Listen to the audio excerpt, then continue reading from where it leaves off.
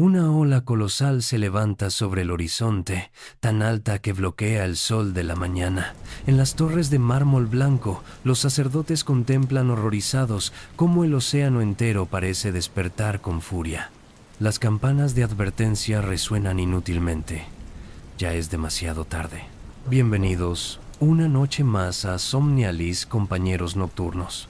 Cuéntanos, ¿desde qué puerto del mundo nos acompañas esta noche? Quizás desde una ciudad costera, donde las olas acarician la orilla con su eterno susurro. O tal vez tierra adentro, donde el mar es solo un recuerdo ancestral grabado en nuestros genes. Esta noche descenderemos juntos bajo las aguas a las profundidades donde duermen las leyendas más antiguas de la humanidad. Hace más de 2300 años, un filósofo en Atenas escribió sobre una civilización que había desaparecido 9000 años antes de su tiempo. Una isla más allá de las columnas de Hércules. Un imperio que dominó el mundo conocido.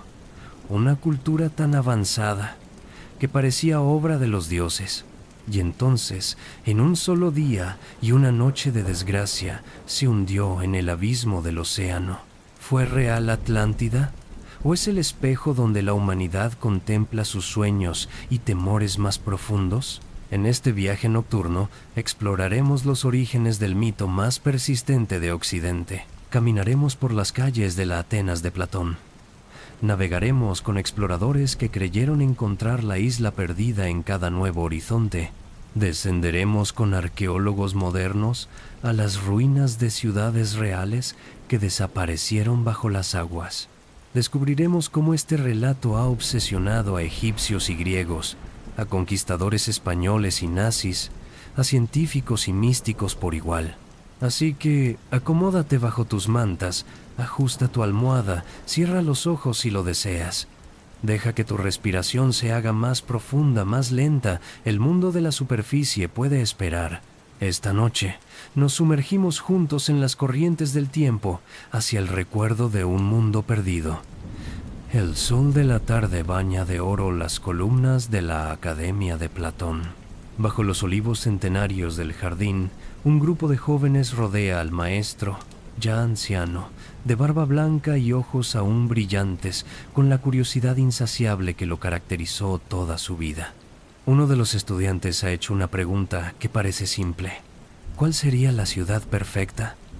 Pero Platón sonríe con esa expresión enigmática que sus discípulos conocen bien. No responderá directamente. Nunca lo hace. En lugar de ello, el filósofo comienza a narrar una historia que, según asegura, es absolutamente verdadera. Una historia que le contó su bisabuelo Critias, quien a su vez la escuchó del sabio Solón, quien la oyó de los sacerdotes egipcios en la ciudad de Sais, guardada en sus archivos durante milenios. Es una historia sobre una guerra antigua, más antigua que la memoria griega, más antigua incluso que el diluvio de Deucalión.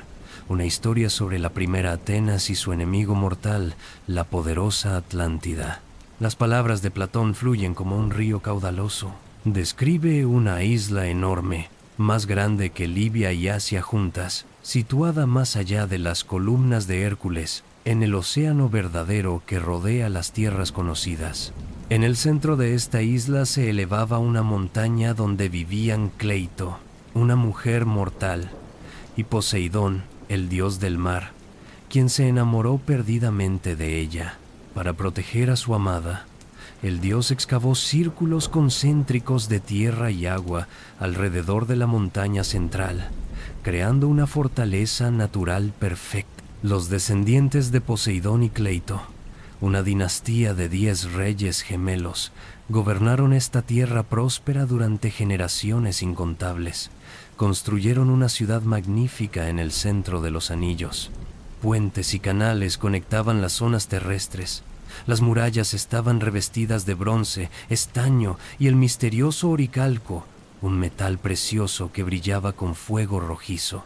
En el corazón mismo de la ciudad se alzaba el templo de Poseidón, cubierto de oro, plata y el resplandeciente oricalco, tan grande que parecía la morada de un gigante. Detengámonos un momento aquí. en esta escena primordial del mito. Es crucial comprender que Platón no estaba escribiendo ficción consciente, al menos no en el sentido moderno. En sus diálogos Timeo y Critias, textos que podemos leer aún hoy palabra por palabra, el filósofo insiste repetidamente en que esta historia no es una fábula inventada, sino un relato verdadero, un logos alecinos. Esta insistencia nos intriga y nos incomoda a la vez. ¿Por qué mentiría Platón? ¿O acaso creía genuinamente en lo que narraba? Para entender esto, debemos sumergirnos en la mente del mundo antiguo. Los griegos del siglo IV a.C. no distinguían como nosotros entre historia y mito, entre hecho documentado y memoria cultural. Todo su pasado era una mezcla fluida de acontecimientos reales, exageraciones épicas, intervenciones divinas y lecciones morales. La guerra de Troya era tan real para ellos como las guerras médicas contra Persia, aunque una había ocurrido 400 años antes que la otra, y una mezclaba dioses con hombres mientras la otra no tanto. Según las crónicas del propio Platón, la historia de Atlántida llegó a sus oídos a través de una cadena de transmisión oral impresionante. El sabio Solón, uno de los 7 sabios de Grecia y reformador político de Atenas, había visitado Egipto alrededor del año 590 a.C. En el delta del Nilo, en la ciudad sagrada de Sais, los sacerdotes egipcios custodios del templo de Nith le habrían revelado este conocimiento ancestral. ¿Por qué los egipcios conservarían registros de una civilización griega prehistórica? La respuesta que ofrece Platón es fascinante, porque Egipto, protegido por el Nilo y su geografía única, había sobrevivido a los cataclismos cíclicos que borraban periódicamente la memoria de otras culturas. Los griegos, según estos sacerdotes, eran como niños, siempre olvidando su propio pasado, porque cada inundación, cada terremoto, cada invasión borraba sus registros escritos. Imaginemos ahora esa conversación original. Solón, el legislador ateniense, camina por los pasillos frescos del templo de Nith. Las paredes están cubiertas de jeroglíficos que narran miles de años de historia. Un sacerdote anciano, con la cabeza rapada brillando bajo la luz de las antorchas, desenrolla un papiro amarillento. Su voz es suave pero autoritaria mientras traduce los símbolos sagrados. Habla de una Atenas anterior a la Atenas que Solón conoce, una ciudad fundada 1000 años antes que Sais misma, hace ahora 9000 años según el calendario egipcio. Una Atenas de guerreros virtuosos que defendieron al mundo conocido contra un imperio invasor venido del oeste, desde el océano Atlántico. Los atlantes, envalentonados por su poder, habían conquistado Libia hasta Egipto y Europa hasta Tirrenia. Solo Atenas resistió. El sacerdote describe la batalla final con detalles que hacen que Solón se incline hacia adelante, completamente absorto. Los ejércitos se enfrentaron en las costas del Mediterráneo oriental. Los atenienses, aunque superados en número, lucharon con tal valor que liberaron a todos los pueblos sometidos. Pero entonces, en el momento de mayor gloria para Atenas, la naturaleza misma intervino. Terremotos violentos sacudieron la tierra. El suelo se abrió tragándose al ejército ateniense victorioso. Y la isla de Atlántida, la agresora, se hundió completamente en el océano en el espacio de un día y una noche, dejando solo mares intransitables llenos de lodo. Este es, pues, el nacimiento documentado del mito de Atlántida. Pero como toda gran historia, contiene capas sobre capas de significado. Para Platón, Atlántida no era principalmente un misterio arqueológico a resolver, sino una herramienta filosófica. En sus diálogos, la isla perdida representa un sistema político degenerado, una advertencia sobre cómo incluso la civilización más avanzada puede corromperse cuando abandona la virtud por el materialismo y la ambición imperial. La Atlántida de Platón comienza como una utopía. Sus reyes gobiernan con sabiduría, sus ciudadanos viven en armonía, sus campos producen abundancia sin esfuerzo. Pero con el tiempo, la sangre divina en sus venas se diluye. La mortalidad corrompe la divinidad. Los atlantes empiezan a valorar el poder sobre la justicia, la conquista sobre la sabiduría. Zeus, observando esta decadencia desde el Olimpo, decide castigar su arrogancia. Y así el mar los reclama. Esta narrativa contiene ecos profundos de mitos mucho más antiguos. El diluvio universal, presente en las tradiciones de Mesopotamia, Grecia, India y tantas otras culturas, resuena en cada ola que cubre Atlántida. La idea de una edad de oro perdida, de gigantes o héroes antiguos cuya grandeza nunca podremos igualar, es prácticamente universal en la mitología humana. Platón estaba tejiendo su historia con hilos tan viejos como la civilización misma. Pero hay algo más, algo que los historiadores modernos han señalado con creciente insistencia. Platón había viajado extensamente. Visitó Egipto, Sicilia, el sur de Italia. Conocía historias de ciudades destruidas por volcanes, de islas que aparecían y desaparecían en el mar Egeo debido a la actividad sísmica, de civilizaciones antiguas cuyos restos apenas se recordaban. El Mediterráneo oriental es una región geológicamente volátil, donde los terremotos reescriben constantemente la costa. Avancemos ahora un siglo después de la muerte de Platón.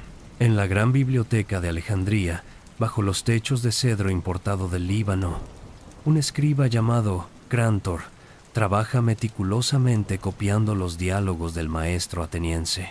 Crántor es filósofo platónico, pero también historiador escéptico. Decide investigar por su cuenta la veracidad del relato de Atlántida. Según fuentes posteriores, Crántor afirmó haber viajado a Egipto y consultado las columnas del templo de Sais, donde supuestamente estaban grabados los registros originales sobre Atlántida y la antigua Atenas.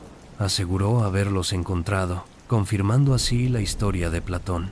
Pero aquí enfrentamos un problema que perseguirá al mito de Atlántida durante milenios. Los textos de Crántor se han perdido.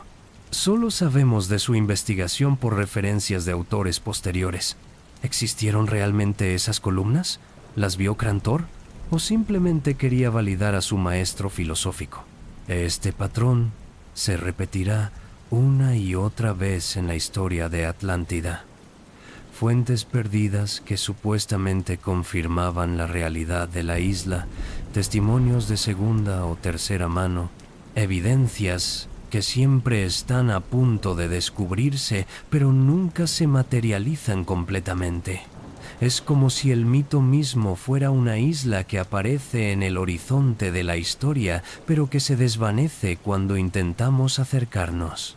En los siglos inmediatamente posteriores a Platón, la historia de Atlántida generó reacciones diversas entre filósofos e historiadores.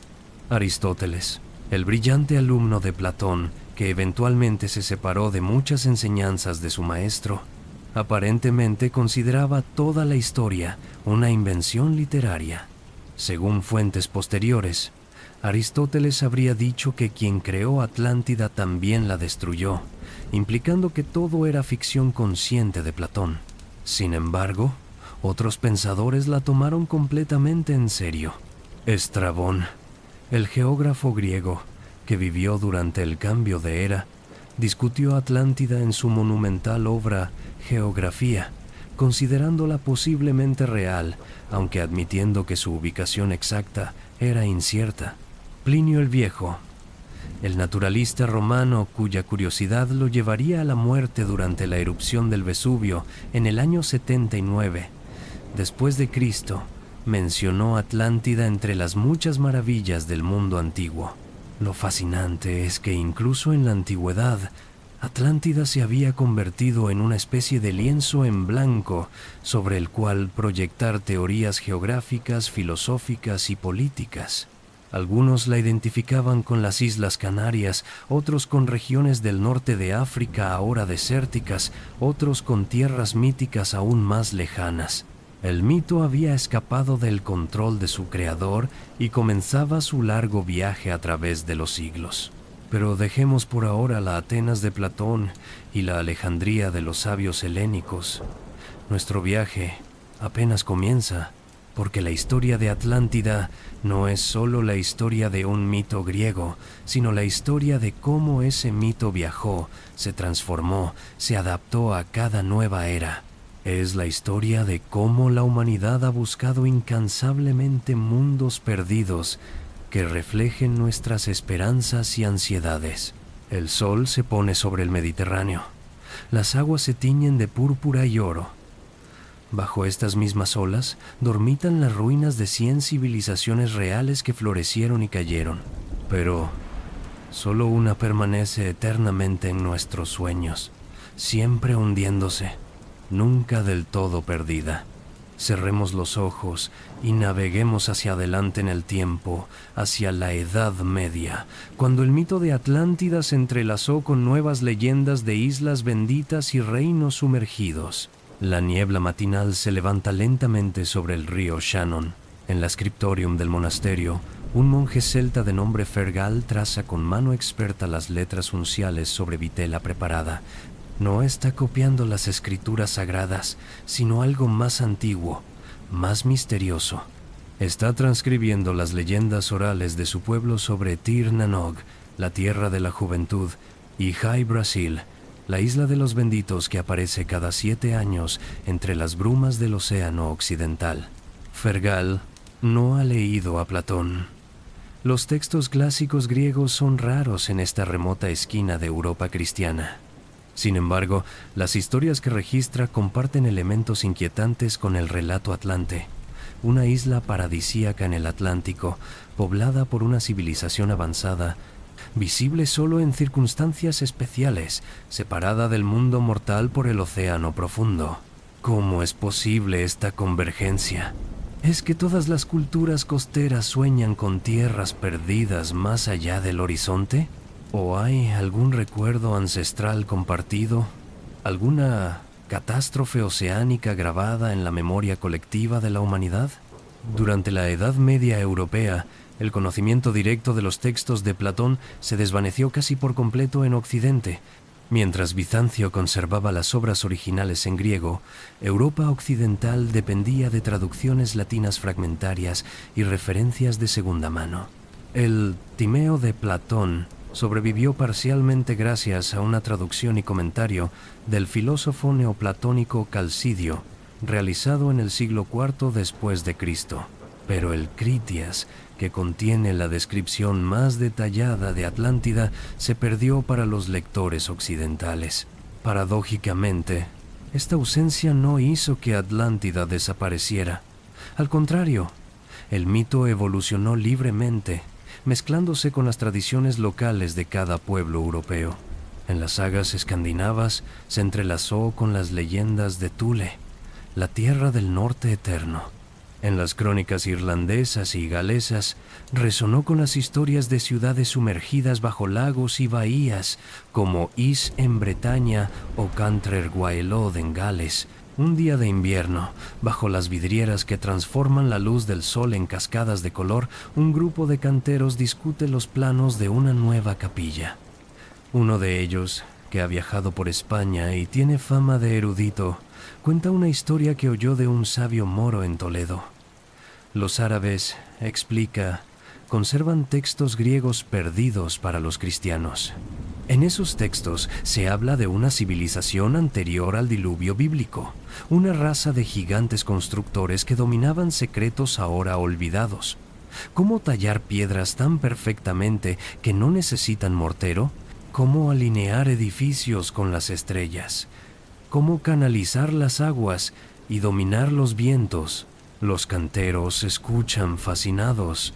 Ellos mismos están redescubriendo técnicas que parecen mágicas, ¿Cómo construir muros tan altos que desafían la gravedad? ¿Cómo hacer que la piedra dura parezca encaje delicado? ¿Cómo capturar la luz divina en cristal de colores? ¿Acaso están recordando conocimientos de esa época dorada perdida? La idea de una sabiduría ancestral superior se entrelaza perfectamente con su experiencia de recuperar técnicas que consideran superiores a las de sus predecesores inmediatos. Aquí debemos hacer una pausa esencial para reconocer un hecho histórico fundamental. Durante siglos, mientras Europa occidental batallaba con invasiones y fragmentación política, el mundo islámico preservó, tradujo y expandió el conocimiento clásico greco-romano. Desde Bagdad hasta Córdoba, desde El Cairo hasta Samarcanda, los eruditos musulmanes no solo conservaron los textos de Platón, Aristóteles y otros filósofos, sino que los comentaron, debatieron y desarrollaron. En el año 1037, el filósofo persa Avicena completó su enciclopédica obra, El Libro de la Curación, que incluía discusiones sobre cosmología y geografía antigua. Aunque no se centró específicamente en Atlántida, su trabajo ayudó a mantener viva la tradición platónica completa. Más adelante, en el siglo XII, Averroes, el gran filósofo andalusí de Córdoba, escribió extensos comentarios sobre Platón que eventualmente serían traducidos al latín e influenciarían profundamente el pensamiento europeo del Renacimiento. En la Escuela de Traductores de Toledo, un proyecto extraordinario está en marcha. Aquí, en esta ciudad donde conviven cristianos, musulmanes y judíos, los textos árabes que preservan el saber griego están siendo traducidos al latín. Un traductor judío llamado Abraham lee en voz alta desde un manuscrito árabe. Un clérigo cristiano, Domingo Gundisalvo, escucha atentamente y dicta en latín a un escriba.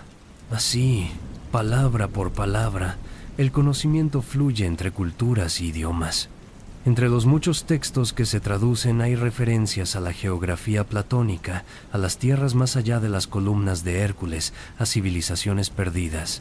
Estos fragmentos de conocimiento viajan de Toledo a París, a Oxford, a Bolonia, sembrando ideas que germinarán siglos después.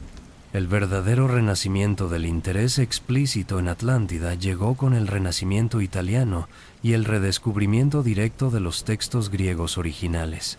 En el año 1463, Marsilio Ficino, bajo el patrocinio de Cosme de Medici en Florencia, completó la primera traducción completa de los diálogos de Platón al latín desde la antigüedad. Ahora, los eruditos europeos podían leer por sí mismos la descripción detallada de Atlántida en el Timeo y el Critias. El impacto fue electrizante. El Renacimiento era obsesionada con la recuperación de la sabiduría antigua, con la idea de que los clásicos contenían conocimientos superiores a los de la época medieval. Si Platón decía que Atlántida había existido, muchos estaban dispuestos a creerlo. En el jardín de la Villa Medici en Careggi, un grupo selecto de humanistas se reúne para discutir los textos recién traducidos. Marsilio Ficino, de mirada intensa y voz apasionada, lee en voz alta la descripción de Platón sobre la isla Atlante. Giovanni Pico della Mirandola, el joven prodigio, escucha mientras toma notas frenéticas. Angelo Poliziano, el poeta, cierra los ojos imaginando las torres de Oricalco brillando bajo el sol. Para estos hombres del Renacimiento, Atlántida representa algo más que una curiosidad arqueológica. Es un símbolo del poder del conocimiento perdido, de la necesidad de recuperar la sabiduría antigua. Si una civilización tan avanzada pudo existir y desaparecer, ¿qué otras maravillas han sido olvidadas? ¿Qué secretos esperan ser redescubiertos en los textos antiguos? Esta actitud transformará el estudio de Atlántida. Ya no es solo una historia moralizante sobre orgullo y castigo divino, sino una posible verdad histórica que debe ser investigada racionalmente. Y entonces, en el año 1492, Cristóbal Colón cruzó el océano Atlántico y cambió para siempre la conversación sobre Atlántida. Súbitamente, el océano más allá de las columnas de Hércules no era un abismo mítico, sino un espacio real, navegable, lleno de tierras desconocidas. Si existía todo un continente que los antiguos no conocían o habían olvidado, ¿por qué no podría haber existido también Atlántida? Las especulaciones comenzaron casi inmediatamente. Algunos vieron en las grandes civilizaciones americanas, los aztecas, los incas, los mayas, posibles descendientes o colonias de los atlantes. El dominico Bartolomé de las Casas, famoso defensor de los pueblos indígenas, escribió que las Indias occidentales podrían ser la Atlántida de Platón. El jesuita José de Acosta argumentó en su Historia Natural y Moral de las Indias, publicada en el año 1590, que los americanos nativos descendían de pobladores del Viejo Mundo que habían cruzado por tierra, pero no descartaba completamente conexiones atlantes. Hernán Cortés y sus conquistadores caminan maravillados por las calzadas que cruzan el lago Texcoco hacia la capital azteca.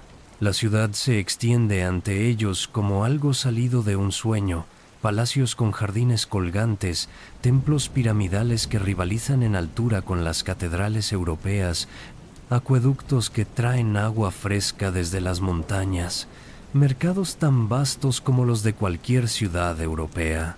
Bernal Díaz del Castillo, cronista de la expedición, recordará años después que algunos soldados se preguntaban si no estarían contemplando una de las maravillas del mundo antiguo que creían perdidas. ¿Podría esta ciudad lacustre, con sus anillos concéntricos de canales, ser una nueva Atlántida? La descripción de Platón sobre círculos alternos de tierra y agua parecía cobrar vida ante sus ojos. Por supuesto, esta analogía era superficial y tremendamente injusta con la cultura mexica, que tenía su propia historia rica y compleja, sin necesidad de conexiones atlantes. Pero revela cómo el mito de Atlántida se había convertido en una lente a través de la cual los europeos intentaban comprender las civilizaciones que encontraban. A medida que el siglo XVI daba paso al XVII, Atlántida tomó un nuevo significado en manos de pensadores utópicos.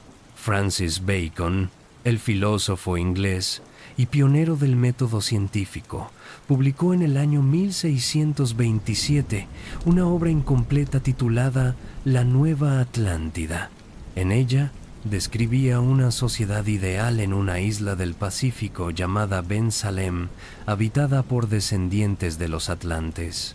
La Atlántida de Bacon no era la potencia militar corrupta de Platón, sino una utopía científica. Sus habitantes dirigían la Casa de Salomón, una institución dedicada al estudio sistemático de la naturaleza y la aplicación del conocimiento para el bienestar humano. Era una visión del futuro disfrazada de pasado perdido. En su estudio, Francis Bacon, ya mayor y enfermo, escribe a la luz de las velas. Sabe que no vivirá para completar su visión, pero debe dejar registrada al menos la esencia. Imagina una sociedad donde el conocimiento se persigue no por vanidad, sino por utilidad, donde los científicos trabajan cooperativamente para descubrir los secretos de la naturaleza, donde la tecnología sirve al bien común. Llama a esta sociedad Ben Salem, pero en su corazón es la Atlántida que podría haber sido si no hubiera caído en la arrogancia.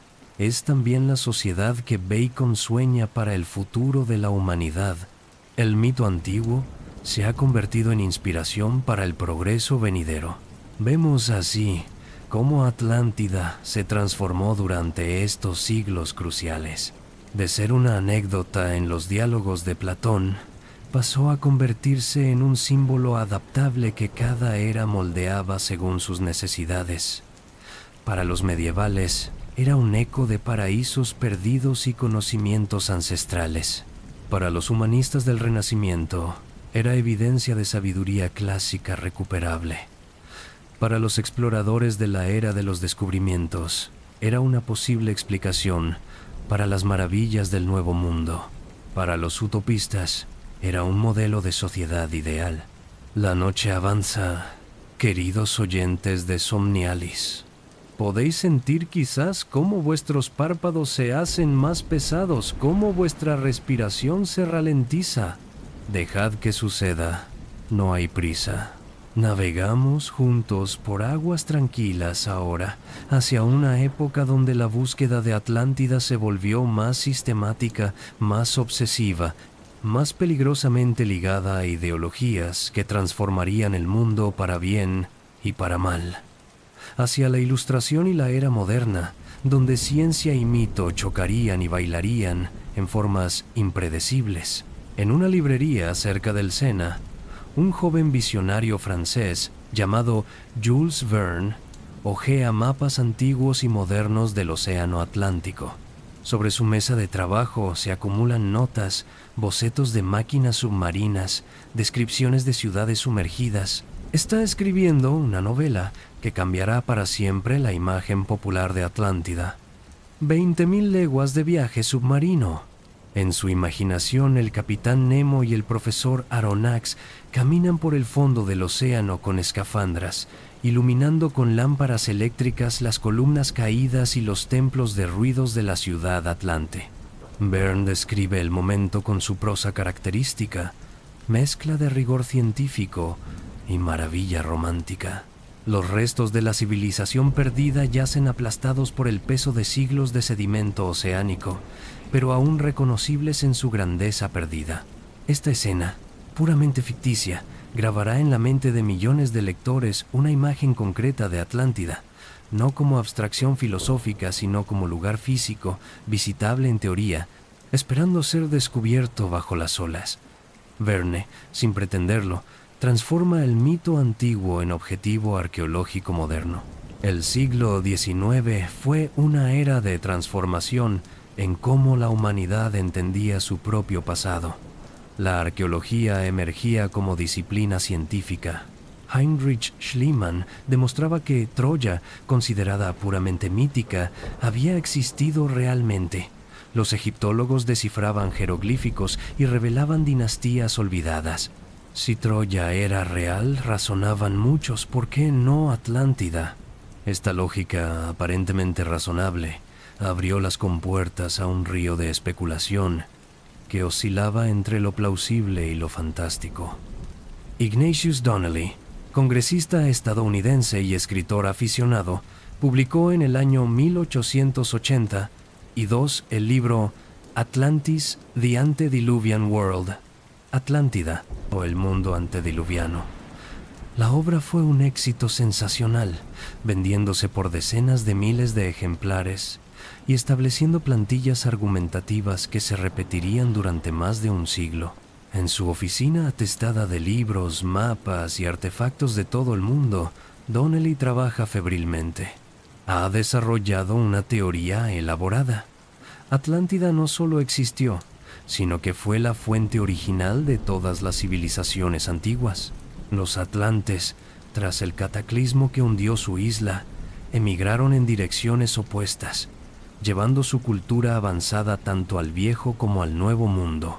Esto explicaría, según Donnelly, las similitudes arquitectónicas entre las pirámides de Egipto y las de México, los mitos de diluvio compartidos por culturas separadas por océanos, las similitudes lingüísticas que él creía detectar entre idiomas europeos y americanos. Atlántida se convertía así en la civilización madre perdida, el eslabón que conectaba todas las culturas humanas. Sus argumentos estaban cuidadosamente construidos para parecer científicos. Citaba autoridades académicas, mostraba comparaciones detalladas, presentaba datos geológicos y oceanográficos. El problema era que sus conclusiones no seguían realmente de sus evidencias. Las similitudes culturales que señalaba eran superficiales o coincidentes. Las conexiones lingüísticas eran forzadas. Los datos geológicos estaban mal interpretados o desactualizados, pero su libro resonó profundamente con el espíritu de la época. El siglo XIX estaba obsesionado con Orígenes, con encontrar la fuente primordial de la civilización. Los estudiosos buscaban la lengua proto-indoeuropea, el hogar original de la raza aria, los cimientos de la religión primitiva. Atlántida encajaba perfectamente en esta búsqueda. Y aquí debemos confrontar un aspecto profundamente perturbador de la historia del mito atlante, su apropiación por ideologías racistas. A medida que el siglo XIX avanzaba, teorías pseudocientíficas sobre jerarquías raciales infectaban el pensamiento occidental. Algunos teóricos comenzaron a identificar a los atlantes con una supuesta raza aria primordial, superior, que habría dado origen a todas las grandes civilizaciones. Helena Blavatsky, fundadora de la teosofía, incorporó Atlántida en su cosmología esotérica elaborada. En su obra La Doctrina Secreta, publicada en el año 1888, describió una historia oculta de la humanidad dividida en razas raíz sucesivas. Los atlantes eran la cuarta raza raíz, gigantes con poderes psíquicos que habían poblado un continente ahora hundido en el Atlántico. Aunque las intenciones de Blavatsky pudieran no haber sido maliciosas, sus ideas sobre razas raíz y evolución espiritual desigual alimentarían teorías más siniestras. En Alemania, grupos nacionalistas y ocultistas de principios del siglo XX mezclaron mitología germánica, teorías arias y especulaciones atlantes en un brebaje ideológico tóxico. En las oficinas de la Ahnenerbe, la organización pseudoacadémica de las SS nazis dedicada a investigar la herencia ancestral aria, Heinrich Himmler estudia informes sobre expediciones arqueológicas. Mapas del Atlántico cubren las paredes. El objetivo obsesivo, encontrar evidencia de Atlántida como patria original de la raza aria superior. La ideología nazi había absorbido y distorsionado múltiples corrientes de pensamiento esotérico, incluidas especulaciones sobre Atlántida. Para algunos teóricos nazis, los atlantes eran los ancestros puros de los germanos, una raza de superhombres rubios que habían colonizado el mundo antes de que un cataclismo destruyera su hogar y los dispersara. Esta narrativa proporcionaba una pseudo-justificación mítica para sus horrendas teorías de superioridad racial. Aunque las expediciones nazis nunca encontraron nada remotamente relacionado con Atlántida, el hecho de que el mito fuera apropiado por tal ideología mancha su historia. Nos recuerda que las historias que contamos sobre el pasado nunca son neutrales, siempre llevan implicaciones para cómo entendemos el presente y cómo imaginamos el futuro. Sin embargo, sería injusto sugerir que todo el siglo XX fue dominado por especulación pseudocientífica. Muchos arqueólogos, geólogos y oceanógrafos serios examinaron las afirmaciones sobre Atlántida y las encontraron insostenibles. El argumento geológico era claro. No existe ni ha existido en el Atlántico un continente hundido en los últimos 12.000 años. El lecho oceánico atlántico es fundamentalmente diferente de la corteza continental.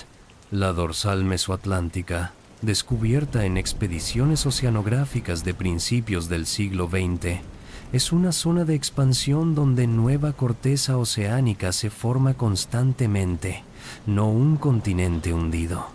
La deriva continental y la tectónica de placas, comprendidas plenamente a mediados del siglo XX, explicaban la geografía oceánica de manera completa sin necesidad de Atlántidas perdidas.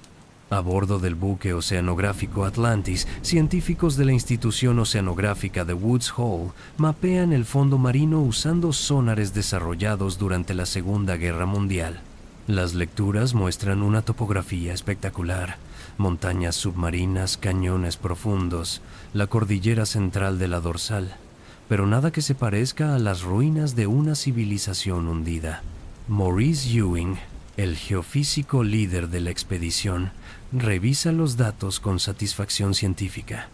Cada nueva lectura del sonar confirma las teorías de deriva continental propuestas por Alfred Wegener décadas atrás. El Atlántico es joven geológicamente hablando, expandiéndose constantemente desde la dorsal central. Si alguna vez existió una gran isla en el Atlántico, tendría que haber sido hace cientos de millones de años, mucho antes de que existiera la humanidad. Sin embargo, incluso mientras la ciencia rigurosa descartaba un continente atlántico, comenzaba a surgir una pregunta más interesante. ¿Podría el relato de Platón estar basado en algún evento histórico real, aunque dramatizado y desplazado geográficamente? En el año 1967, el arqueólogo griego Espíridon Marinatos publicó una teoría que galvanizaría el estudio académico serio del mito atlante. Propuso que la Atlántida de Platón podría ser un recuerdo distorsionado de la civilización minoica de Creta y específicamente del cataclismo que destruyó la isla de Thera, conocida hoy como Santorini. Alrededor del año 1620 a.C., la isla volcánica de Thera explotó en una de las erupciones más violentas de la historia humana. El evento fue 4 veces más poderoso que la erupción del Krakatoa en el año 1883. Generó tsunamis masivos que arrasaron las costas del Mediterráneo oriental. Depositó ceniza volcánica en Egipto, Turquía y más allá, y enterró una próspera ciudad minoica, Akrotiri, bajo metros de piedra pómez. Marinatos camina por las excavaciones de Akrotiri, donde su equipo ha descubierto maravillas preservadas por la ceniza, edificios de varios pisos con frescos vibrantes mostrando escenas de vida cotidiana, sistemas sofisticados de drenaje, cerámicas elegantes, indicios de una sociedad próspera y refinada. No hay cuerpos. Los habitantes tuvieron tiempo de evacuar, advertidos probablemente por terremotos previos a la explosión final. Mientras Marinatos observa los murales que representan naves, sacerdotisas, delfines y flores, se pregunta, ¿podría esta ser la inspiración para el relato de Platón? Los minoicos dominaron el Egeo, comerciaron con Egipto, poseían una arquitectura distintiva. Su desaparición relativamente súbita coincide con la época de la erupción. Los sacerdotes egipcios podrían haber conservado memorias de este pueblo del mar que desapareció en un cataclismo. Por supuesto, las diferencias con la descripción de Platón son significativas. Thera no estaba más allá de las columnas de Hércules, sino en el corazón del Egeo. La cronología está varios miles de años desplazada respecto a las fechas que Platón proporciona, y los minoicos nunca amenazaron a Egipto con invasión. Pero como hipótesis parcial, tenía mérito. Explicaba cómo un evento real, un desastre natural que destruyó una civilización del mar, podría haberse transformado a través de siglos de transmisión oral en el relato que finalmente Platón plasmó por escrito. El mito podría ser historia amplificada por el tiempo, la distancia y la necesidad humana de dar sentido a la catástrofe. La teoría de Santorini no cerró el debate, sino que lo revitalizó. Si Atlántida podía ser cualquier civilización costera destruida catastróficamente, entonces muchas candidatas emergieron. Arqueólogos e historiadores propusieron desde la ciudad de Tartesos en el sur de España hasta Troya en Turquía, desde el Mar Negro hasta las Islas Canarias. Algunos investigadores señalaron a estructuras geológicas submarinas como posibles ubicaciones. La meseta submarina de las Azores, el Banco Espartel cerca del estrecho de Gibraltar, incluso formaciones en el Caribe. Cada nueva tecnología de exploración submarina generaba nuevas especulaciones y ocasionales anuncios sensacionalistas de descubrimientos que invariablemente resultaban ser formaciones naturales. En un pequeño barco de investigación, un equipo internacional examina imágenes de sonar del fondo marino cerca del Banco Espartel. Las formas rectangulares visibles en las lecturas generan excitación inicial. ¿Podrían ser estructuras artificiales, ruinas de una ciudad perdida? La investigación subsecuente, sin embargo, revela que son formaciones geológicas naturales. El fondo marino está lleno de características que parecen artificiales al ojo esperanzado, pero que son completamente naturales.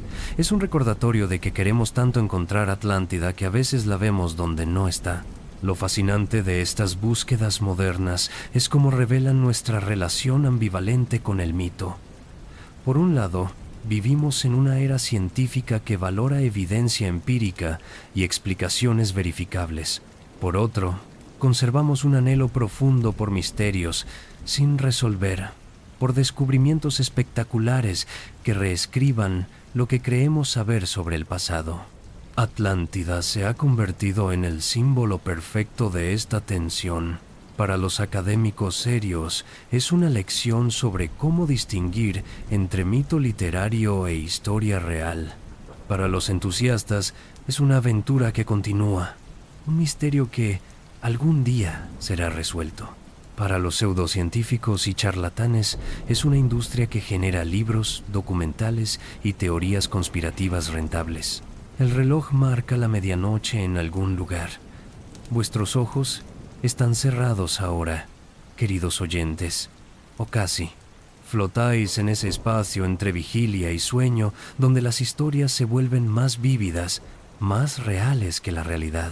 Es el momento perfecto para sumergirnos más profundo, para explorar no solo cómo hemos buscado Atlántida, sino qué dice esa búsqueda sobre nosotros mismos. Hacia adelante entonces, hacia las corrientes culturales del siglo XX y XXI, donde el mito atlante impregna nuestra literatura, nuestro cine, nuestra cultura popular, revelando obsesiones y ansiedades contemporáneas. En los estudios de la Disney, un equipo de animadores trabaja en una escena submarina. Dibujan, fotograma por fotograma, las ruinas majestuosas de una ciudad perdida bajo las olas. Torres de cristal refractan la luz del sol que penetra el agua. Peces tropicales nadan entre columnas caídas. Una sirena de ojos grandes explora los restos de la civilización humana con curiosidad infantil. Aunque esta película particular no trata específicamente sobre Atlántida, la iconografía es inconfundible. La ciudad sumergida se ha convertido en un elemento visual poderoso en la imaginación colectiva. Y Disney, que eventualmente produciría una película completa sobre Atlántida en el año 2001, es solo uno de los innumerables creadores que han extraído del mito para crear entretenimiento. El siglo XX vio la transformación de Atlántida de concepto filosófico a escenario de aventuras. La literatura pulp de principios del siglo, las revistas de ciencia ficción, los cómics de superhéroes, todos incorporaron la ciudad perdida en sus narrativas. En muchas de estas historias, Atlántida no se había hundido completamente, sino que sobrevivía en burbujas bajo el mar, protegida por cúpulas de cristal o campos de fuerza mágicos, habitada por una raza hermosa y tecnológicamente avanzada. En el año 1939, Timely Comics, predecesor de Marvel, introdujo a Namor el submarinero, uno de los primeros superhéroes modernos. Namor era príncipe de Atlantis, una nación submarina beligerante con tecnología avanzada. A lo largo de las décadas siguientes, DC Comics desarrollaría su propio Atlántida en las historias de Aquaman, estableciendo una mitología elaborada de reinos submarinos, magia ancestral y guerras oceánicas. Un niño en un piso de Brooklyn lee a la luz de una lámpara el último número de Marvel Mystery Comics. En la portada, Namor emerge del océano con expresión furiosa, dispuesto a luchar contra los hombres de la superficie que contaminan su reino. El niño imagina ciudades de coral y oro en el fondo del mar, guerreros con armaduras de escamas, criaturas marinas gigantescas domesticadas como monturas. Esta imaginería entrará en el ADN cultural de generaciones enteras. Atlántida se democratiza, deja de ser propiedad exclusiva de eruditos y filósofos para convertirse en parte del vocabulario compartido de la cultura popular. Millones de personas que nunca leerán a Platón conocen Atlántida a través de estas historias, formando sus concepciones del mito a través del filtro de la ficción especulativa. Paralelamente, Atlántida se convirtió en símbolo de utopía tecnológica perdida. En una era definida primero por la fe en el progreso científico y luego por la ansiedad sobre sus consecuencias, la historia de una civilización avanzada que se autodestruyó resonaba poderosamente. Durante la Guerra Fría, con el mundo dividido entre superpotencias nucleares, la narrativa de Atlántida como advertencia adquirió nueva urgencia. La capacidad de destruir civilizaciones enteras ya no era dominio exclusivo de dioses o fuerzas naturales, sino de decisiones humanas. Atlántida se convirtió en metáfora de la aniquilación nuclear, del peligro de que la tecnología avanzara más rápido que la sabiduría moral. Después de presenciar la primera prueba nuclear, Trinity, Robert Oppenheimer, recordaría años después una línea del Bhagavad Gita. Ahora me he convertido en la muerte, el destructor de mundos. Algunos de los científicos presentes pensaron en términos más occidentales. Si una sola bomba podía arrasar una ciudad, si una guerra nuclear podía convertir continentes en páramos radiactivos, ¿no estaban recapitulando el patrón de Atlántida? Una civilización con poder para alterar el planeta, pero sin la sabiduría para evitar la autodestrucción. Esta ansiedad permeó la ciencia ficción de la era. Autores como Arthur C. Clarke y Isaac Asimov escribieron sobre civilizaciones que se destruyeron a sí mismas, dejando solo ruinas y advertencias para futuras especies inteligentes. Atlántida era el arquetipo, la primera historia de este tipo, ahora actualizada para la era atómica. Los años 60 y 70 trajeron una nueva ola de interés en Atlántida, esta vez vinculada a la contracultura y el movimiento de la nueva era. Edgar Cayce, el llamado Profeta Durmiente, había producido durante su vida, especialmente entre 1920 y 1945, cientos de lecturas psíquicas que incluían información detallada sobre Atlántida. Según las lecturas de Cayce, Atlántida había sido una civilización extraordinariamente avanzada con tecnología basada en cristales que canalizaban energías cósmicas. Los atlantes podían volar, comunicarse telepáticamente, manipular la materia con el pensamiento, pero divididos entre grupos espirituales y materialistas, eventualmente provocaron su propia destrucción en una guerra que hundió el continente en 3 cataclismos sucesivos. En la sede de la Asociación para la Investigación y la Ilustración, fundada para preservar el trabajo de Edgar Cayce, un grupo de entusiastas estudia mapas y transcripciones de lecturas.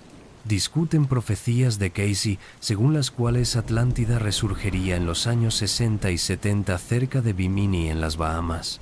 Cuando en el año 1968 se descubrieron formaciones de piedra bajo el agua cerca de Bimini, algunos creyeron que la profecía se había cumplido.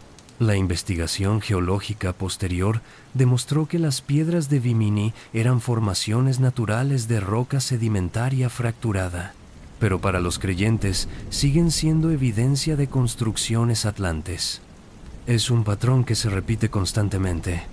Se encuentra algo intrigante. Se proclama como prueba de Atlántida. El escrutinio científico revela explicaciones mundanas, pero la creencia persiste. El cine de finales del siglo XX y principios del XXI ha presentado innumerables visiones de Atlántida, cada una reflejando las preocupaciones de su momento. La película animada de Disney, Atlantis, El Imperio Perdido del año 2001, imagina Atlántida como una civilización steampunk subterránea, explorando temas de imperialismo cultural y preservación del patrimonio. La película de acción Aquaman, del año 2018, parte del universo cinematográfico de DC, presenta múltiples reinos atlantes bajo el océano, cada uno con ecosistema y cultura distintos, enfrentados en conflictos que amenazan tanto el mundo submarino como la superficie. Los temas ambientales son prominentes. La contaminación humana del océano como motivación para la guerra, la necesidad de coexistencia entre especies y civilizaciones, En una sala de cine llena, la audiencia contempla maravillada las secuencias submarinas generadas por computadora. Ciudades de cristal y bioluminiscencia, criaturas marinas gigantescas, batallas épicas en las profundidades abisales. La tecnología cinematográfica finalmente puede visualizar Atlántida como los escritores la imaginaron durante siglos, vasta, detallada, creíble en su fantasía. Un niño de 10 años mira con los ojos muy abiertos, completamente absorbido. Como el niño de 1940 con su cómic de Namor, está formando su concepción de Atlántida a través de esta experiencia visual espectacular. En su mente, la ciudad perdida es ahora real de una manera que ningún texto antiguo podría lograr. En las últimas décadas, los videojuegos han añadido una nueva dimensión a la experiencia del mito atlante: la interactividad.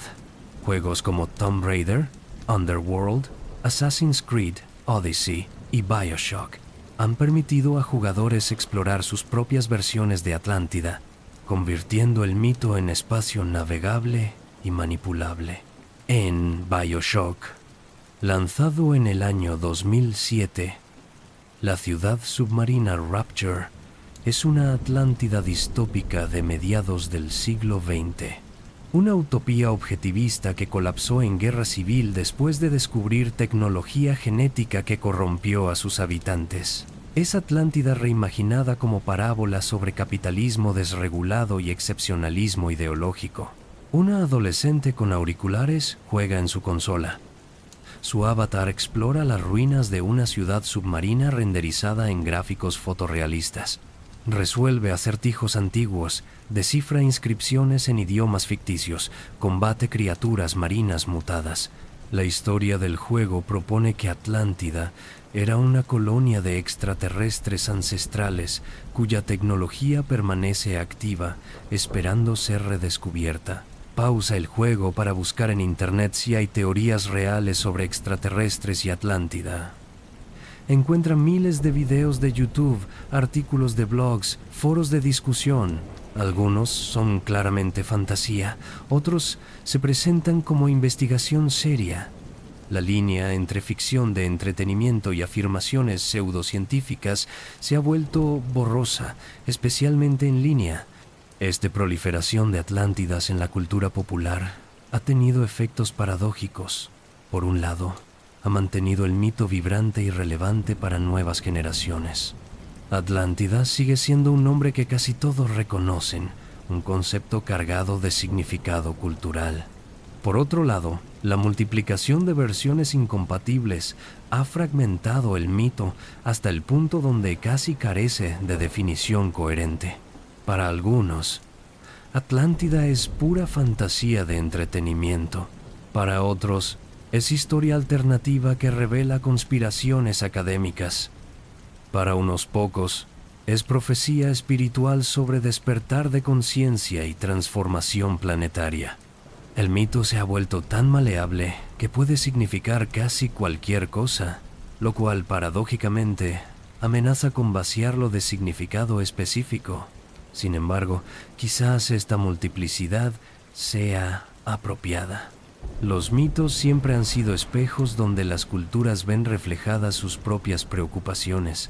Que Atlántida signifique cosas diferentes para personas diferentes en el siglo XXI refleja la fragmentación de nuestra cultura en general, la coexistencia de múltiples narrativas y realidades paralelas. Lo que permanece constante a través de todas estas versiones es el anhelo que el mito expresa, el deseo de creer que civilizaciones avanzadas existieron antes que nosotros, que el progreso no es lineal, que se puede perder todo lo que se construye, que quizás haya conocimientos olvidados esperando ser redescubiertos. En una era de cambio climático y ansiedad existencial sobre el futuro de nuestra propia civilización, Atlántida resuena como advertencia y como consuelo simultáneamente. La noche se hace más profunda, más silenciosa. Podéis sentir el peso de vuestras mantas, la suavidad de vuestra almohada. Vuestra respiración es lenta, regular, como las olas del océano acariciando la playa en un ciclo eterno. Hemos viajado desde la antigüedad hasta nuestro presente multimedia, viendo cómo un mito evoluciona y persiste. Pero quedan preguntas por explorar. ¿Hubo algo real detrás de la historia de Platón? ¿Qué nos dice la ciencia moderna sobre civilizaciones perdidas y catástrofes antiguas? Sumerjámonos ahora en las aguas más profundas de evidencia arqueológica e investigación rigurosa, buscando granos de verdad histórica en la arena del mito. Robert Ballard, el oceanógrafo famoso por descubrir los restos del Titanic, guía un vehículo submarino robotizado sobre el lecho marino del Mar Negro. Las cámaras iluminan estructuras rectangulares en el fondo, alineamientos de piedras que parecen demasiado regulares para ser naturales. El equipo marca las coordenadas cuidadosamente. No están buscando Atlántida específicamente, sino evidencia de asentamientos humanos inundados cuando el nivel del mar subió drásticamente hace miles de años, porque aquí hay una verdad fascinante que la ciencia moderna ha revelado. Aunque Atlántida, como la describió Platón, no existió, innumerables ciudades y asentamientos costeros reales han sido tragados por el mar a lo largo de la historia humana. La arqueología submarina está descubriendo un pasado sumergido que rivaliza con cualquier ficción. Una de las teorías más intrigantes sobre posibles bases reales para mitos de inundación, incluido quizás Atlántida, se centra en el Mar Negro. Investigaciones geológicas realizadas en los años 90 por Walter Pittman y William Ryan de la Universidad de Columbia sugirieron que alrededor del año 5600 a.C., el Mediterráneo irrumpió catastróficamente en lo que entonces era un lago de agua dulce aislado. Según esta hipótesis, al final de la última era glacial. Cuando los glaciares se derretían y el nivel global del mar subía, el Mediterráneo eventualmente alcanzó un nivel suficiente para romper la barrera natural del Bósforo. Agua marina cascadeó hacia el lago interior con la fuerza de 200 cataratas del Niágara. El nivel del lago subió rápidamente, inundando cientos de kilómetros de costa donde vivían comunidades neolíticas. Imaginemos ese momento apocalíptico. En una aldea neolítica junto al lago, la gente se despierta con un rugido distante pero creciente. En el horizonte, hacia el sur, algo imposible. Una muralla de agua avanza hacia ellos, blanca de espuma, devorando la tierra. Los aldeanos tienen minutos, quizás horas si están lejos de la costa inmediata, para huir tierra adentro. Llevan lo que pueden cargar: niños, herramientas, semillas, animales pequeños. Atrás quedan sus casas, sus campos, cultivados cuidadosamente durante generaciones, sus muertos enterrados con honores. Todo desaparece bajo las aguas que no dejan de subir durante meses, hasta que finalmente se estabilizan en un nuevo nivel, cientos de metros más alto que antes. Los supervivientes se dispersan, llevando consigo la memoria traumática del diluvio. Sus descendientes contarán esta historia durante generaciones, quizás mezclándola con otros eventos, otras inundaciones, hasta que se convierte en mito. ¿Podría esta catástrofe real ser uno de los muchos eventos que alimentaron las leyendas de diluvio universal presentes en tantas culturas? No necesitamos especular sobre catástrofes prehistóricas para encontrar ciudades perdidas bajo las olas. El Mediterráneo está salpicado de ruinas sumergidas de asentamientos históricos bien documentados. En Egipto, frente a la costa de Alejandría, yacen los restos sumergidos de partes de la antigua ciudad, incluido el legendario Faro de Alejandría, una de las 7 maravillas del mundo antiguo. Terremotos en los siglos IV, 8 y 14 después de Cristo hicieron que secciones de la ciudad se hundieran en el mar. Arqueólogos han recuperado estatuas, columnas, cerámicas, proporcionando una ventana fascinante al pasado ptolemaico y romano. El arqueólogo submarino Frank Godio flota sobre las ruinas sumergidas de Thonis Heraklion, una ciudad portuaria egipcia que desapareció bajo las aguas de la bahía de Abukir hace más de 1000 años. Su equipo ha descubierto templos, estatuas gigantes de faraones y dioses, inscripciones en griego y egipcio, barcos hundidos aún con su carga. Esta ciudad era real, próspera, importante. Controló el comercio en la desembocadura del Nilo durante siglos. Y luego, debido a combinación de subsidencia del suelo, terremotos y licuefacción de sedimentos, se deslizó bajo las olas.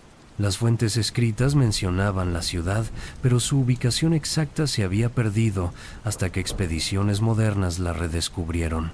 Si Thonis Herakleion puede perderse tan completamente que su ubicación se olvida durante siglos, que otras ciudades costeras antiguas esperan ser descubiertas. ¿Y cómo se transmitieron las memorias de su hundimiento a través de generaciones? En Grecia misma, tierra natal del mito de Atlántida, existen múltiples sitios de asentamientos sumergidos. El más notable es Pavlopetri, frente a la costa sur del Peloponeso. Descubierta en el año 1967, Pavlopetri data de la Edad de Bronce temprana, alrededor del año 3000 a.C., lo que la convierte en una de las ciudades sumergidas más antiguas conocidas. El sitio es extraordinario porque se preservó el plano completo de la ciudad: calles, edificios, tumbas, incluso lo que parece ser un complejo de gestión del agua. Fue una ciudad planificada, sofisticada para su época. ¿Por qué se hundió? Probablemente terremotos, la maldición constante del Mediterráneo oriental, sísmicamente activo, combinados con subsidencia gradual. Un equipo de arqueólogos y cartógrafos marinos trabaja meticulosamente midiendo y fotografiando las estructuras sumergidas. Usan software de modelado tridimensional para recrear digitalmente la ciudad como habría sido hace 5000 años. En las pantallas de sus computadoras portátiles a prueba de agua, ven surgir una ciudad completa: casas con habitaciones múltiples, calles que se intersecan en ángulos rectos, áreas que parecen haber sido plazas públicas o mercados. Uno de los arqueólogos comenta medio en broma que están mirando una Atlántida real, una ciudad griega próspera que literalmente se hundió en el mar. Por supuesto, Pavlopetri no es Atlántida. Es mucho más antigua que la época de Platón, nunca amenazó a Egipto y se hundió gradualmente en lugar de en una noche catastrófica. Pero demuestra que el fenómeno central del mito, ciudades que desaparecen bajo las olas, es absolutamente real. Regresemos ahora con mayor profundidad a la teoría de Santorini que mencionamos anteriormente. La propuesta de que la erupción minoica de Thera inspiró el relato de Atlántida ha ganado considerables adhesiones entre académicos, aunque no sin controversia. Los argumentos a favor son persuasivos.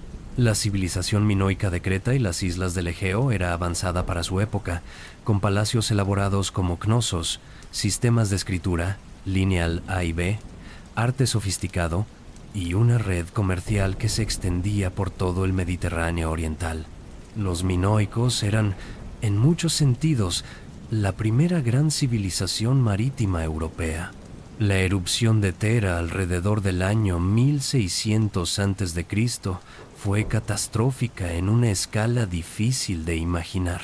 Expulsó aproximadamente 60 kilómetros cúbicos de material volcánico.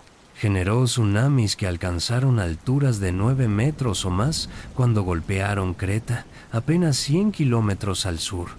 Depositó ceniza en un área enorme, afectando agricultura y clima regional. El día comienza normalmente en el Gran Palacio. Artesanos decoran nuevos murales con escenas de toros y acróbatas. Escribas registran inventarios en tablillas de arcilla. Sacerdotisas preparan rituales en el patio central. Entonces, sin advertencia, el suelo tiembla violentamente. No es el primer terremoto que han experimentado, pero este es diferente. más prolongado, más intenso. Antes de que puedan reaccionar completamente, escuchan un rugido que viene del norte, desde el mar. Una ola gigantesca, oscura con sedimento y escombros, se levanta sobre las colinas costeras y se estrella tierra adentro. El palacio, a cierta distancia de la costa, sobrevive la primera ola pero sufre daños severos. Otras olas siguen. La confusión es total. Durante días, el cielo permanece oscuro con ceniza volcánica. La luz solar se atenúa. Las cosechas fallan. Los puertos están destruidos. La red comercial que sostenía la civilización minoica se colapsa. Aunque la civilización no desaparece inmediatamente, nunca recupera su antigua gloria. Dentro de pocas generaciones, Creta es conquistada por los micénicos del continente griego. Sin embargo, por atractiva que sea esta teoría, enfrenta problemas significativos. El más obvio es la geografía. Platón sitúa explícitamente Atlántida más allá de las columnas de Hércules, es decir, en el Atlántico, no en el Egeo. Los defensores de la teoría de Santorini argumentan que Platón o sus fuentes movieron la ubicación, pero esto requiere asumir errores o alteraciones deliberadas significativas. La cronología también es problemática. Platón dice que Atlántida fue destruida 9000 años antes del tiempo de Solón, lo que situaría el evento alrededor del año 9600 a.C. La erupción de Santorini ocurrió alrededor del año 1600 a.C. Algunos sugieren que los sacerdotes egipcios confundieron meses con años, reduciendo 9000 años a 900, pero esto parece conveniente. Además, muchos elementos específicos de la descripción de Platón no coinciden con Cera o Creta. Los círculos concéntricos de tierra y agua, las dimensiones enormes de la isla, las descripciones de minerales como el oricalco, la narrativa de guerra contra Atenas y Egipto.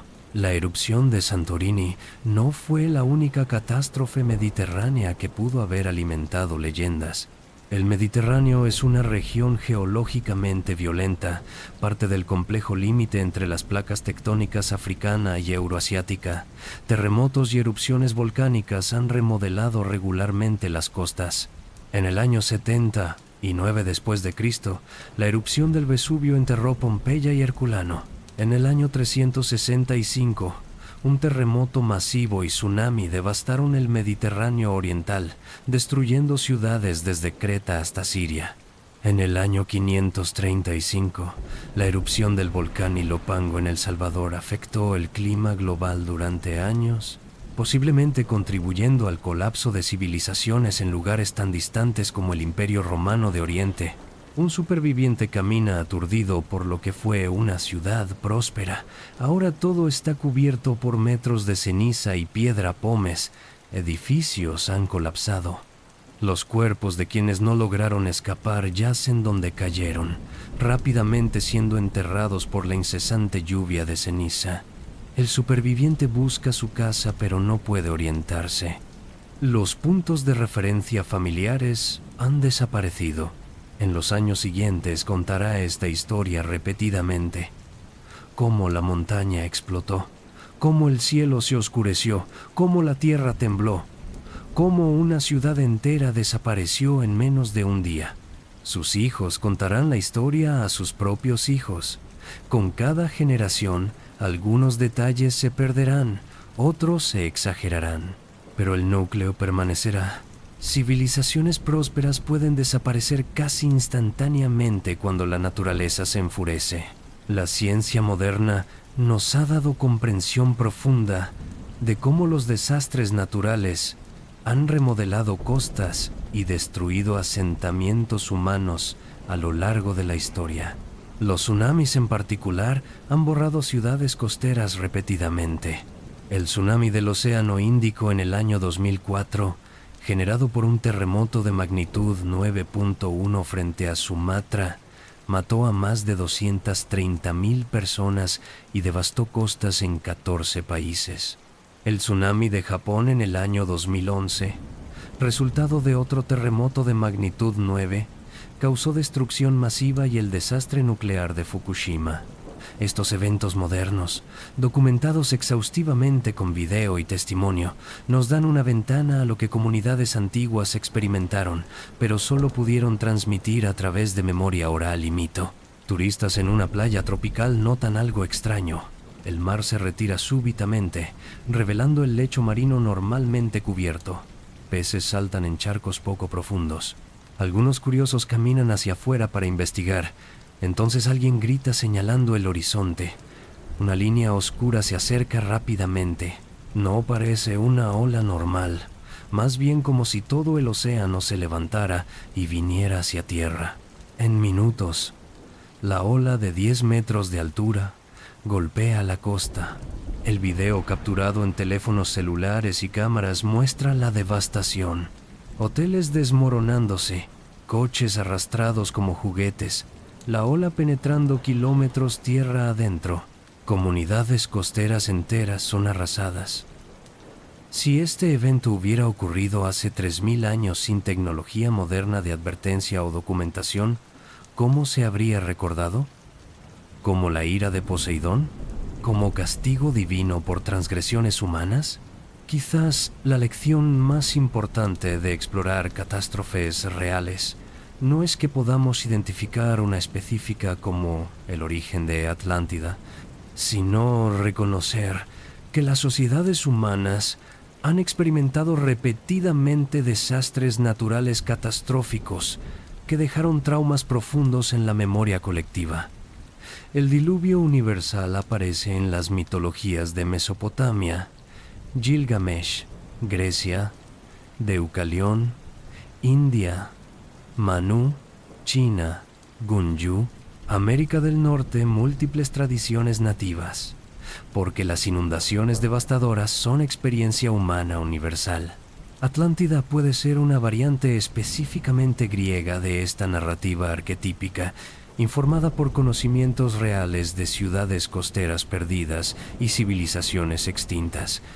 La noche avanza hacia su momento más oscuro y silencioso justo antes del amanecer.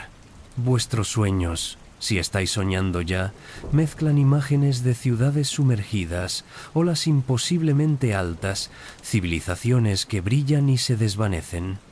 Hemos viajado desde el mito hasta la ciencia, desde la fantasía hasta la arqueología rigurosa. Y quizás hemos llegado a una verdad paradójica. Atlántida nunca existió exactamente como Platón la describió, pero algo muy parecido ha ocurrido innumerables veces a lo largo de la historia humana. Ahora, en nuestro último tramo de este viaje nocturno, emergeremos de las profundidades para reflexionar sobre qué significa Atlántida para nosotros hoy, qué nos dice sobre esperanzas y temores contemporáneos, sobre cómo imaginamos nuestro propio futuro. En un auditorio moderno en Ginebra, una científica climática presenta datos sobre el aumento del nivel del mar. Gráficos proyectados muestran ciudades costeras actuales, luego simulaciones de cómo se verán inundadas para el año 2100 si las tendencias actuales continúan. Miami, Ámsterdam, Bangkok, Venecia, partes de Nueva York, parcialmente bajo el agua.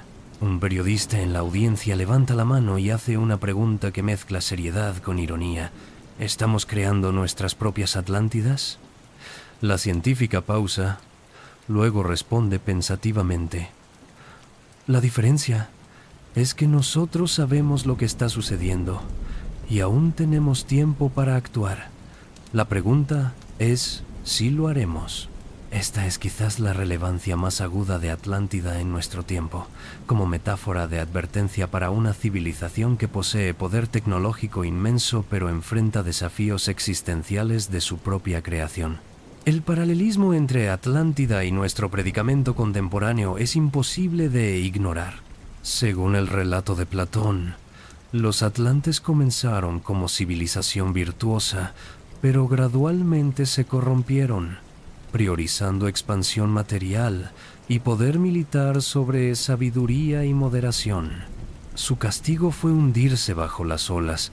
Nuestra civilización global ha logrado proezas que habrían parecido mágicas hace apenas un siglo. Comunicación instantánea global, erradicación de enfermedades mortales, exploración del espacio, computación que amplía exponencialmente capacidad cognitiva. Sin embargo, simultáneamente, hemos desestabilizado el clima del planeta, acidificado los océanos, causado extinción masiva de especies y creado armas capaces de destruir la civilización múltiples veces.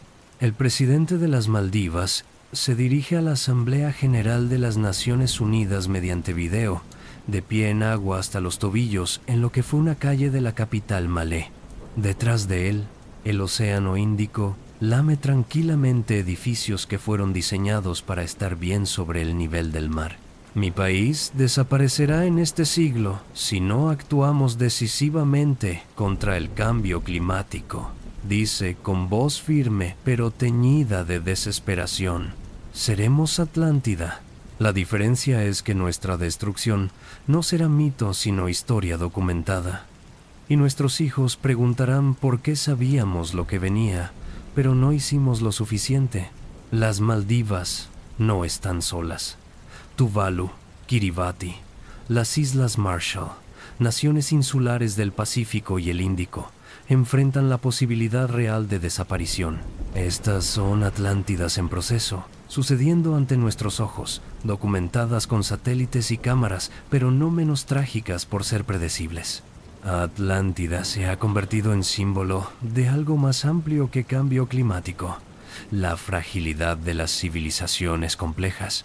Historiadores y arqueólogos que estudian colapsos de civilizaciones pasadas, desde los Anasazi en América del Norte hasta los mayas en Mesoamérica, desde el Imperio Romano hasta la civilización Camer, han identificado patrones recurrentes. Jared Diamond, en su libro Colapso, ¿por qué algunas sociedades perduran y otras desaparecen?, publicado en el año 2005, identifica 5 factores que contribuyen al colapso civilizatorio: daño ambiental, cambio climático, vecinos hostiles, socios comerciales amistosos que desaparecen y respuestas culturales inadecuadas a problemas. Atlántida, en el relato de Platón, exhibe varios de estos factores: degradación moral, respuesta cultural, imperialismo agresivo, vecinos hostiles y finalmente catástrofe natural. Una ciudad maya que alguna vez albergó decenas de miles de personas está ahora casi vacía. Los templos piramidales aún se elevan sobre la selva, pero las casas están abandonadas. Los campos que alimentaban la población están en barbecho. ¿Qué sucedió? Investigaciones modernas sugieren una combinación de factores: sequías prolongadas exacerbadas por deforestación excesiva, degradación del suelo por agricultura intensiva, guerras entre ciudades-estado compitiendo por recursos menguantes. La civilización maya no desapareció completamente, pero experimentó un colapso dramático de población y organización política en algunas regiones. No se hundió bajo las aguas, pero desapareció de maneras igualmente devastadoras. La selva reclamó sus ciudades. Futuros exploradores españoles pasarían cerca de ruinas monumentales sin sospechar su existencia. En cierto sentido, Tikal y otras ciudades mayas se convirtieron en Atlántidas terrestres, civilizaciones perdidas, hasta que arqueólogos modernos las redescubrieron. Pero Atlántida no es solo advertencia, también es anhelo. Representa la persistente esperanza humana de que existió o existe en algún lugar una sociedad mejor, más sabia, más justa que las que conocemos. Es hermana de otras utopías: Shangri-La, El Dorado, Shambhala, la tierra de cocaña medieval. Este aspecto del mito es especialmente pronunciado en momentos de crisis o transformación social. Durante la Ilustración, pensadores imaginaban Atlántida como sociedad racional perfecta. Durante la era romántica, se convirtió en símbolo de unidad perdida con la naturaleza. En la contracultura de los 60 representaba conciencia elevada y sabiduría ancestral. Cada era proyecta sus ideales insatisfechos en la pantalla en blanco de la civilización perdida. En una ecoaldea diseñada según principios de sostenibilidad, un grupo de residentes se reúne alrededor de una fogata. Discuten su visión de crear una microsociedad que viva en armonía con la naturaleza, compartiendo recursos equitativamente, priorizando bienestar colectivo sobre ganancias individuales. Uno de ellos comenta medio en broma que están intentando construir Atlántida, pero esta vez haciéndolo bien. Otros ríen, pero reconocen el sentimiento. Están intentando rescatar de la civilización perdida mítica lo que imaginan eran sus mejores cualidades: sabiduría ecológica, cooperación social, equilibrio espiritual, mientras evitan sus defectos: orgullo, imperialismo, decadencia moral. Es un impulso noble, este intento de aprender de mitos y errores históricos para construir mejor futuro. Pero también revela nuestra tendencia persistente a idealizar pasados imaginados en lugar de trabajar con realidades complejas del presente. No podemos ignorar que Atlántida se ha convertido también en industria lucrativa. Libros, documentales, sitios web, tours turísticos a ubicaciones posibles de Atlántida generan millones en ingresos cada año. Pseudocientíficos y charlatanes explotan el deseo humano de misterio y descubrimiento para vender teorías cada vez más elaboradas y desconectadas de evidencia. Programas de televisión con títulos como En busca de Atlántida o Alienígenas ancestrales presentan especulación salvaje como investigación seria, confundiendo audiencias sobre qué constituye conocimiento histórico legítimo. Afirmaciones extraordinarias, extraterrestres construyendo Atlántida, tecnología de cristales imposibles, conspiraciones académicas para ocultar la verdad, se presentan con el mismo peso que hallazgos arqueológicos verificables. Un productor de televisión revisa footage de un documental sobre Atlántida. Imágenes dramáticas de formaciones rocosas submarinas están intercaladas con recreaciones CGI de ciudades brillantes, entrevistas con teóricos de la conspiración presentados como expertos, música épica de fondo. Un editor más joven pregunta: ¿no deberíamos incluir más voces de arqueólogos reales que expliquen por qué estas teorías no son válidas? El productor sacude la cabeza. Eso mataría la narrativa. La gente quiere creer en el misterio. No quieren que expertos les digan que todo es fantasía. Esta comercialización del mito tiene costos. Erosiona alfabetización científica, difumina líneas entre evidencia y especulación, a veces promueve agendas ideológicas problemáticas disfrazadas de arqueología alternativa. Sin embargo, sería error descartar Atlántida completamente como fraude o fantasía destructiva. Los mitos tienen valor real y profundo, no como historia literal, sino como narrativa cultural que articula verdades psicológicas y sociales. Atlántida nos habla de la fragilidad de nuestros logros, de cómo civilizaciones que parecen invencibles pueden colapsar, de la necesidad de equilibrar poder tecnológico con sabiduría moral. Nos recuerda que el progreso no es inevitable ni permanente. Nos confronta con preguntas sobre qué tipo de legado dejaremos. En este sentido, no importa si la Atlántida de Platón fue historia real, alegoría consciente o algo intermedio. Lo que importa es cómo el relato funciona como espejo donde nos vemos reflejados. Una profesora de filosofía discute Atlántida con sus estudiantes. Platón no estaba escribiendo un libro de historia, explica. Estaba usando una historia para plantear preguntas sobre justicia, poder, decadencia moral, castigo divino. La verdad del mito no está en si hubo literalmente una isla llamada Atlántida, sino en si la narrativa revela algo verdadero sobre naturaleza humana y sociedades. Un estudiante levanta la mano, pero la gente sigue buscándola como si fuera real. ¿No es problemático? La profesora asiente. Absolutamente.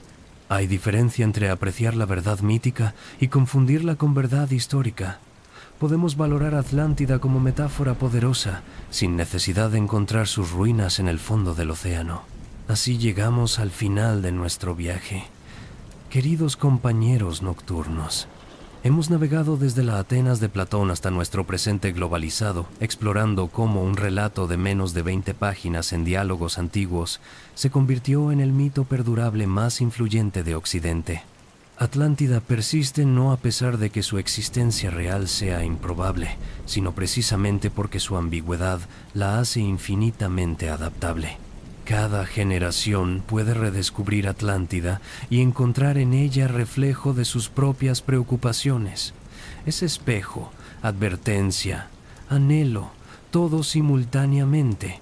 En nuestra era de cambio acelerado, cuando el futuro parece más incierto que nunca, cuando enfrentamos desafíos globales que requieren acción colectiva pero luchamos con fragmentación y negación, Atlántida resuena con urgencia renovada. Somos civilización con poder de dioses pero sabiduría aún muy humana, demasiado humana. La pregunta que Atlántida nos plantea no es ¿existió realmente?, sino ¿aprenderemos? ¿Aprenderemos de civilizaciones pasadas que colapsaron? ¿Aprenderemos de nuestros propios errores mientras aún hay tiempo?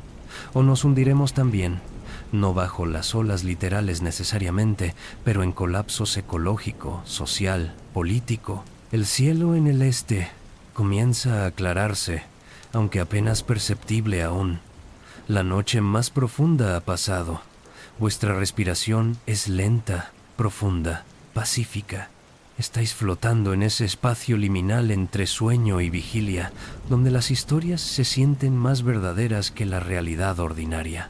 Quizás habéis soñado con ciudades bajo el agua, con torres de cristal refractando luz solar filtrada por olas, con civilizaciones que brillaron y se apagaron como estrellas fugaces. Dejemos que estas imágenes se asienten suavemente mientras nos preparamos para despedirnos. Ha sido un viaje largo, profundo, a través de milenios y océanos, mito y ciencia, esperanza y advertencia. Pero como todas las grandes historias, esta no tiene realmente final. Atlántida seguirá hundiéndose y siendo redescubierta mientras haya humanos para contar historias sobre quiénes fuimos y quiénes podríamos ser. Así que aquí estamos, queridos oyentes de Somnialis, en las primeras horas de una nueva mañana, contemplando las profundidades de un mito que ha sobrevivido más de 2300 años. ¿Qué hemos aprendido realmente sobre Atlántida? Quizás la lección más profunda es esta. Atlántida existe no como lugar en un mapa, sino como necesidad psicológica humana. Necesitamos creer que hubo algo mejor antes, que la decadencia no es inevitable, que los secretos perdidos esperan ser recuperados. Necesitamos advertencias sobre orgullo y caída. Necesitamos espejos donde ver nuestros propios triunfos y fracasos magnificados. El mito de Atlántida nos dice que somos constructores compulsivos de torres imposibles, creadores de maravillas que siempre corremos el riesgo de destruir con nuestras propias manos. Pero también nos dice que recordamos, que transmitimos historias, que aprendemos lentamente, dolorosamente, a través de generaciones. En nuestro tiempo de crisis climática y transformación tecnológica, cuando estamos literalmente rehaciendo el planeta y acercándonos a capacidades que antes parecían divinas, inteligencia artificial, edición genética, computación cuántica, la pregunta de Atlántida es más relevante que nunca. ¿Crecerá nuestra sabiduría al ritmo de nuestro poder? Ahora me gustaría escucharos a vosotros, comunidad nocturna de Somnialis. En los comentarios compartid con nosotros. ¿Qué significa Atlántida para ti? ¿Es advertencia, inspiración o simplemente historia fascinante? ¿Hay otros mitos de civilizaciones perdidas que te intriguen?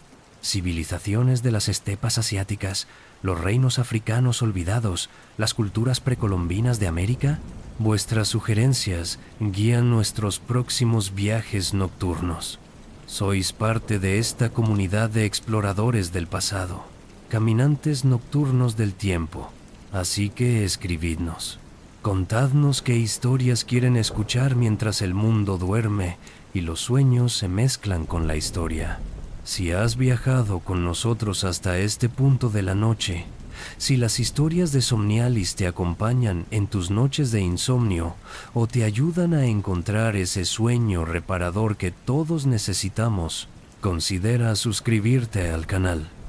No es solo un gesto de apoyo, aunque lo apreciamos profundamente. Es una manera de unirte a esta comunidad de soñadores despiertos, de personas que encuentran en la historia refugio y perspectiva. Cada suscripción nos dice que estas historias importan, que el pasado tiene algo que enseñarnos sobre el presente, que vale la pena dedicar las horas nocturnas a explorar los misterios de la humanidad. Y con vuestro apoyo, podemos seguir creando estos viajes, semana tras semana, excavando en archivos olvidados, desentrañando mitos antiguos, iluminando rincones oscuros de la historia. Somos una comunidad pequeña pero creciente de almas que prefieren las profundidades a la superficialidad, que valoran la reflexión sobre la prisa. Si eres uno de nosotros, bienvenido a casa. Suscríbete, activa las notificaciones y nos encontraremos aquí cada semana, cuando el mundo se aquiete y las historias cobren vida. Y ahora, queridos compañeros de la noche, es hora de que yo también me despida y os deje flotar hacia vuestros propios sueños. Imaginad por un momento que sois buzos descendiendo lentamente hacia el fondo del océano. La luz del sol se atenúa gradualmente mientras bajáis. Los colores desaparecen uno por uno, primero el rojo, luego el naranja, el amarillo, el verde. Solo queda el azul profundo, casi negro, del abismo. Y allí, en el lecho marino, encontráis algo extraordinario. No las ruinas de Atlántida necesariamente, sino los restos de vuestra propia historia, vuestras propias ciudades sumergidas de memorias y sueños. Todos tenemos Atlántidas personales, momentos y épocas de nuestras vidas que parecen ahora pertenecer a otro mundo, inaccesibles excepto a través del buceo profundo de la memoria. Quizás la infancia, esa tierra extraña donde el tiempo se movía diferente y todo parecía más grande, más mágico. Quizás un amor perdido, una amistad que se desvaneció, una versión de ti mismo que dejaste atrás. Estas Atlántidas personales también se hundieron, no por castigo divino, sino por el simple paso del tiempo, la única fuerza más poderosa incluso que Poseidón. Pero como Atlántida misma, estas ciudades sumergidas nunca desaparecen completamente. Siguen allí, bajo la superficie, accesibles cuando nos atrevemos a descender, cuando cerramos los ojos y nos permitimos recordar. Y en esos momentos de buceo profundo, encontramos tesoros, lecciones aprendidas, belleza preservada, partes de nosotros que creíamos perdidas, pero que solo estaban esperando ser redescubiertas. Que vuestros sueños esta noche os lleven a vuestras propias Atlántidas. Que exploréis con valentía, pero también con ternura. Que encontréis lo que necesitáis encontrar, ya sea advertencia o consuelo, ya sea despedida o reencuentro. El océano de la noche os acuna. Las olas de la respiración, entrando y saliendo, son el ritmo eterno que conecta toda vida. Inspirad profundamente y al exhalar, dejad ir las tensiones del día. Otra inspiración y al soltar el aire, liberad las preocupaciones del mañana. Solo este momento existe, solo esta respiración, solo este suave descenso hacia el descanso. Las torres de Atlántida brillan débilmente en las profundidades de vuestra imaginación. no con tristeza por lo perdido, sino con la belleza serena de las cosas que fueron y que por haber sido nunca pueden dejar de ser completamente. Todo lo que ha existido deja una huella en el universo, invisible pero permanente. Así que dormid ahora, soñadores. Dejad que las corrientes del sueño os lleven donde necesitéis ir. Mañana os esperará con sus propias aventuras y desafíos. Pero esta noche es solo para descansar, para flotar, para hundiros suavemente en el abrazo del sueño profundo. Desde Somnialis os deseamos la más profunda de las noches y el más reparador de los descansos. Que las historias de civilizaciones perdidas os recuerden que nada dura para siempre, pero también que nada está verdaderamente perdido mientras alguien recuerde. Y nosotros recordamos, siempre recordamos. Hasta la próxima noche, queridos compañeros. Hasta el próximo viaje a través del tiempo y el misterio. Que soñéis con ciudades sumergidas y secretos ancestrales. Que despertéis renovados con la sabiduría de que cada final es también un comienzo, cada hundimiento una promesa de futura redescubrimiento. Buenas noches, que las aguas del olvido os traigan paz y que las corrientes del amanecer os devuelvan gentilmente a la orilla de un nuevo día. Descansad bien, Somnialis, el océano de los sueños os espera.